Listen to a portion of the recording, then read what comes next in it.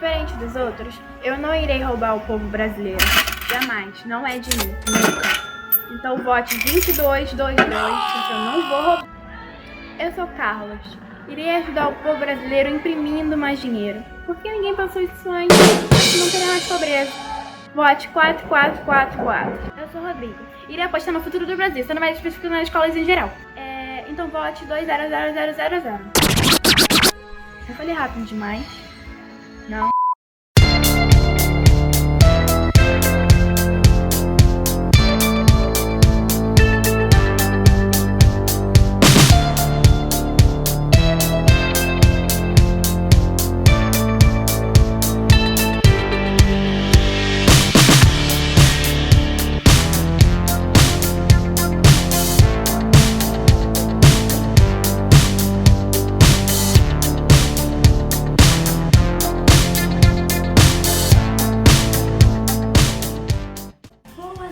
No HG News de hoje, você vai conferir notícias relevantes para a nossa comunidade e como elas afetam o nosso cotidiano.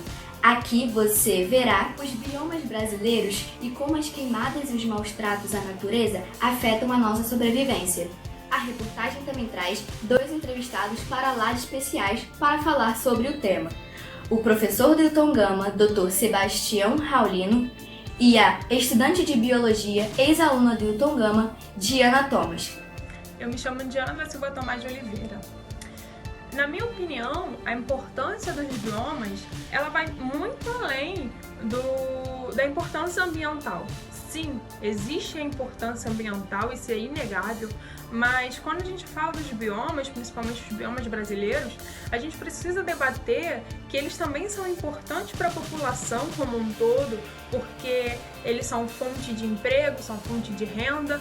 Muitas populações ribeirinhas têm ali o seu trabalho centrado em certos biomas. Os biomas brasileiros, assim como todos os biomas do mundo, são paisagens que têm uma vegetação característica, são formados por ecossistemas com comunidades bióticas interagindo o tempo todo. O que significa isso, traduzindo da biologia? Primeiro a gente tem que pensar a noção de ecossistema. Ecossistema é um conjunto formado por seres vivos, e seres não vivos no ambiente. Por exemplo, todos os vegetais e animais que vivem num lugar. Espécies que são endêmicas, espécies que são nativas do Brasil, muitas espécies que correm risco de extinção. Eles abrigam espécies de plantas, espécies de animais e todo aquele local ele é importante para a manutenção do ecossistema. Então tudo está interligado num bioma. O bioma evolui conjuntamente. Toda a diversidade de vida que você vê num bioma e o comportamento do ambiente físico, químico, tem a ver com o processo de evolução conjunto. No Brasil nós temos 6 biomas: Amazônia, Cerrado, que até tem que ir com a camisa, Mata Atlântica, que é onde a gente vive, o Pantanal, a Caatinga e os Pampas, no sul do Brasil. O Cerrado é berço, nascente da maior parte dos rios mais importantes do Brasil, das bacias hidrográficas mais importantes. Então, e o Cerrado sofre influência do bioma Amazônia, do bioma Mata Atlântica. Se você prejudica os outros biomas, prejudica o Pantanal. Se você prejudica o Cerrado, prejudica os outros biomas. Então, tudo está interligado, Então, se você destrói o bioma, você destrói a fonte de alimento, de vida dos seres vivos do bioma e dos próprios seres humanos que nele habitam. E aí entra um outro aspecto que eu quero chamar a atenção, que é os povos que vivem nos biomas. Existem populações tradicionais que vivem ali, povos nativos como os indígenas, que aprenderam ao longo de milhares de anos a conviver com os biomas, se mantendo vivos e protegendo os biomas. Também existem populações tradicionais de quilombolas, de outras populações ribeirinhos, caiçaras, e a gente tem que respeitar. Então é importante para a vida deles e importante para a nossa vida. Se a gente for considerar O que nós temos de bioma Mata Atlântica no Rio de Janeiro influencia a temperatura nossa. Se não tivesse Mata Atlântica ali na Floresta da Tijuca, ainda que recuperada, ou no Tinguá, aqui no Nova Iguaçu, Caxias, as temperaturas seriam muito mais altas. E essa floresta produz água, então é muito importante essa água para a gente beber. A bioma Amazônia garante que haja chuva no sudeste e sul do Brasil, na Patagônia. O bioma Amazônia influencia todo o clima da América do Sul e do planeta. Como ajudar um bioma de casa? Eu penso assim, a gente tem que partir do micro, né, das atitudes micro, para as atitudes macro. Quando eu digo atitudes micro, são aquele pouco que você pode fazer, que é da sua casa, buscar informações para espalhar, né, para disseminar, popularizar essas informações para toda a sociedade, porque se você começa a informar a sociedade sobre a importância de cada bioma, porque temos 6 biomas no país, né? Então, assim, a gente tem uma diversidade absurda. Então, se você começa a falar das diferenças de cada uma, se é natural ou não cada bioma pegar fogo, a sociedade vai acendendo aquele alerta e vai se interessando mais pelo assunto. De uma forma mais macro, evitar qualquer atividade de desmatamento, caça ilegal, contrabando, não compactuar com isso de forma nenhuma, porque toda espécie, né, da natureza, ela tem o seu papel. A gente pode ter atitudes individuais, comportamentais. Podemos plantar espécies nativas da Mata Atlântica, porque a gente aqui no Rio de Janeiro está no bioma Mata Atlântica, né? Tem o ipê e tem outras espécies que são nativas daqui. Quando a gente planta, a gente ajuda a enriquecer a natureza com vida. E a vida atrai mais vida, porque é alimento para insetos, passarinhos, as cadeias alimentares vão ficando mais ricas. A gente tem que ter cuidado para não fazer plantio de árvores frutíferas ou outros tipos de árvore onde a floresta está preservada. Em unidades de conservação, se aquelas árvores, aquelas plantas não forem daquele bioma, forem de outro lugar, porque senão a gente pode ter uma espécie invasora que vai prejudicando aquele bioma natural. Em cada cidade no estado e no país, nós temos unidades de conservação, que podem ser do grupo de proteção integral ou de uso sustentável. Então temos áreas de proteção ambiental, parques, reservas biológicas. A gente tem que lutar para preservar essas unidades de conservação, participar do Conselho Municipal de Meio Ambiente da sua cidade. Em geral, muitas cidades têm Conselho de Meio Ambiente, com representantes da sociedade e do governo, às vezes de empresas também. Você pode pensar o ambiente do seu local onde você vive, pensando o conjunto maior que é o bioma. E quem é o mais prejudicado quando a gente fala das queimadas e de toda a interferência do homem nos biomas ali, né? Primeiramente os animais, com certeza, as plantas, todos os seres que vivem naquela região, né, naquela localidade, eles vão sofrer com falta de alimento, eles vão sofrer com falta de abrigo e também nós mesmos, né, nós seres humanos, porque, como eu já disse, as queimadas e todo o impacto ambiental ali, eles vão interferir no trabalho, né, de algumas pessoas. Muitas pessoas dependem dos biomas para trabalhar, vai interferir no aquecimento global, porque as queimadas elas ajudam a aumentar a temperatura da Terra, né, e todas as mudanças climáticas, muitos gases são emitidos quando a gente tem queimada. Então a gente precisa estar sempre muito atento a tudo o que acontece, a importância de se debater sobre. 2020 nos deu a oportunidade, né? Tem nos dado a oportunidade de ver um desequilíbrio ecológico causado por uma queimada de perto, que é o que aconteceu e ainda está acontecendo no Pantanal, que é a maior planície alagada do planeta. Bem, as queimadas, a gente tem que pensar primeiro que existem queimadas naturais, processos que acontecem em determinados biomas, e existem queimadas provocadas pelo ser humano.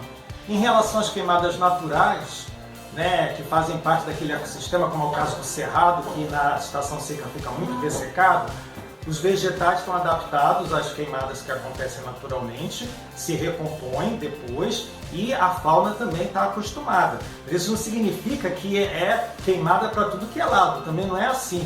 Infelizmente, o cerrado tem sido objeto de disputa né, de cobiça por grandes agricultores, pelo monocultivo, né, o plantio de soja, né, trigo no cerrado, modificando o solo do cerrado, que se acreditava que era pobre antes, mas na verdade é porque não se compreende a qualidade do solo do cerrado. Então as pessoas foram desmatando e fazendo queimada para destruir o cerrado. E o cerrado, como eu falei, é um bioma riquíssimo, nascente dos rios que formam as principais bacias hidrográficas do Brasil. E aí foi a agricultura de monocultura, ou seja, com uma espécie só avançando sobre o cerrado. Hoje a gente tem cerca de 30% a 25% e está lá ameaçado por um outro projeto chamado Matopiba, que é a sigla dos estados Maranhão, Tocantins, Piauí e Bahia, ameaçando o que resta de cerrado. Agora, tem outros biomas onde não tem queimada natural. E aí a gente vê a Amazônia, floresta tropical úmida, não tem queimada natural. Queimada na Amazônia é fruto da ação humana, né? E as queimadas prejudicam muito esse ecossistema. No caso da Amazônia ou da Mata Atlântica, são florestas tropicais úmidas, com uma biodiversidade muito grande, ainda não totalmente conhecida, não totalmente estudada. A gente, na verdade, não tem noção de toda a importância. A gente sabe que é muito importante a Mata Atlântica, que é muito importante a Amazônia e todos os outros biomas, mas como existem muitas espécies ainda desconhecidas, a gente nem tem dimensão de toda a importância. Em relação à Mata Atlântica, nós só temos 8% da floresta original. Os portugueses chegaram, a Mata Atlântica fica no litoral, e foi desmatamento, queimada, tudo isso foi acabando com o bioma. Uso para casa, como lenha, acabou, né, praticamente. Aqui no Rio de Janeiro nós temos alguns trechos. Então as queimadas, elas são desastrosas quando provocadas intencionalmente, com a intenção, né, de destruir aquele bioma para botar um tipo de monocultura, de agricultura, para botar gado, boi, para grilar a terra, ou seja, pegar a terra pública, depois ir num cartório, conseguir um registro, passar para outra pessoa. Você vai tirando as características do bioma e daqui a pouco você vai gerando seca, a água dos rios vai acabando e as pessoas vão sofrendo. E as populações tradicionais e nativas dali não tem como se manter.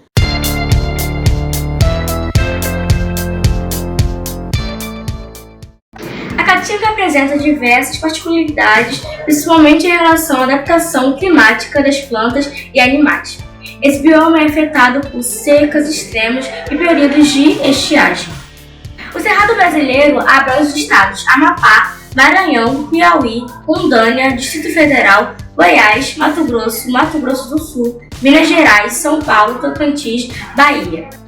A Mata Atlântica é um dos biomas brasileiros mais ricos em biodiversidade junto à floresta amazônica.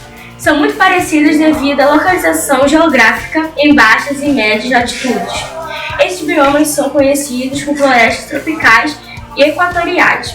Sua rica biodiversidade transformou a Mata Atlântica em um grande alvo de desmatamento e exploração humana, tornando-a o segundo bioma mais ameaçado do planeta, segundo a Associação de Preservação do Meio Ambiente e da Vida. É conhecido como Campos do Sul ou Campos Sulinos, o bioma Pampa ocupa uma área de 176,5 mil km², a cerca de 2% do território nacional, e é constituído principalmente por vegetação campestre, gramíneas, herbáceas e algumas árvores. No Brasil, o Pampa está restrito ao estado do Rio Grande do Sul, ocupando 63% do território gaúcho e também porções dos territórios da Argentina e Uruguai.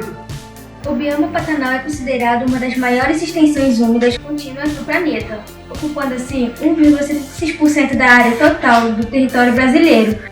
Queimadas no Amazônia em 2020 registram o maior número da história.